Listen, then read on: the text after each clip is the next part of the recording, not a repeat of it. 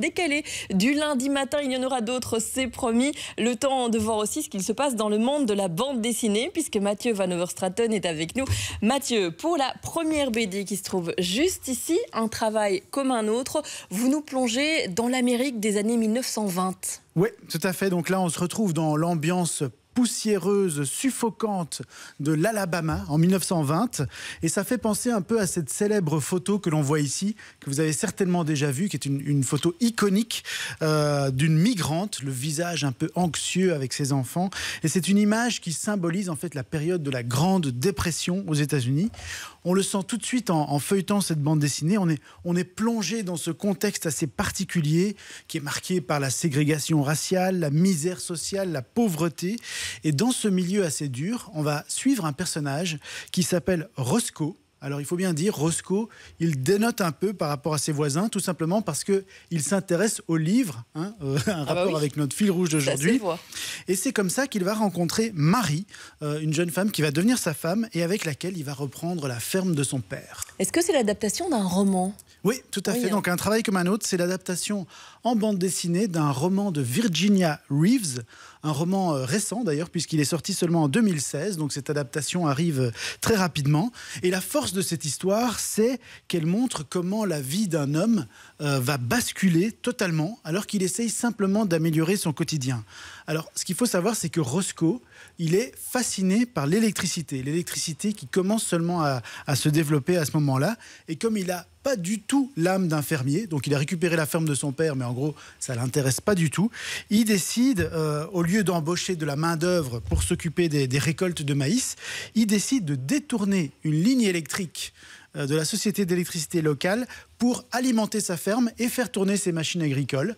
Alors au début, ça marche super bien, mais malheureusement, son branchement sauvage, à un moment donné, il y a un employé de la compagnie d'électricité qui va aller voir, tiens, comment ça se fait qu'il y a un branchement là.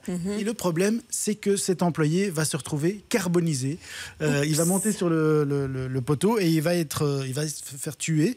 Et du coup, Roscoe, il se retrouve accusé de meurtre et il est condamné à 20 ans d'emprisonnement dans un pénitencier pas vraiment très drôle. Et c'est donc le début d'une période plutôt difficile. Ça fait penser un petit peu au roman de Steinbeck, non ? Tout à fait, donc on est vraiment dans le fil rouge des romans. Quand on lit cette histoire, on pense effectivement tout de suite à l'ambiance des romans de Steinbeck, donc les raisins de la colère, des souris et des hommes, vous avez certainement déjà lu et qui ont tous les deux d'ailleurs été adaptés au cinéma. Donc clairement, on est dans des thèmes comme la misère, la rancœur, la culpabilité qu'on retrouve aussi bien dans cette BD que chez Steinbeck. Et puis tous les deux aussi, ils ont une dimension humaine qui rend cette histoire très très intéressante. Quand on feuillette un petit peu, on voit des dessins et des couleurs qui sont assez particuliers finalement quand on regarde. Ah, c'est clair que Alex Inker, qui est l'auteur de cette bande dessinée, c'est quelqu'un qui a fait des études à la fois de bande dessinée et de cinéma, et cela se sent dans ce livre parce que il est vraiment parvenu à super bien adapter ce roman grâce à, d'une part, un art de la mise en scène, et d'autre part, comme vous le disiez, grâce à des dessins qui sont un peu rétro, volontairement rétro, aussi avec les couleurs un peu criardes, un peu bichromiques comme ça, qui ressemblent aux bandes dessinées de ces années-là. Donc clairement, ça fait penser aussi aux bandes dessinées des années 20. Et si vous aimez les dessins de Alex Inker, vous pouvez carrément aller admirer les planches de cet album, qui sont visibles jusqu'au 22 août prochain à Bruxelles, à la galerie Comic Art Factory, qui se situe chaussée de Wavre à Bruxelles.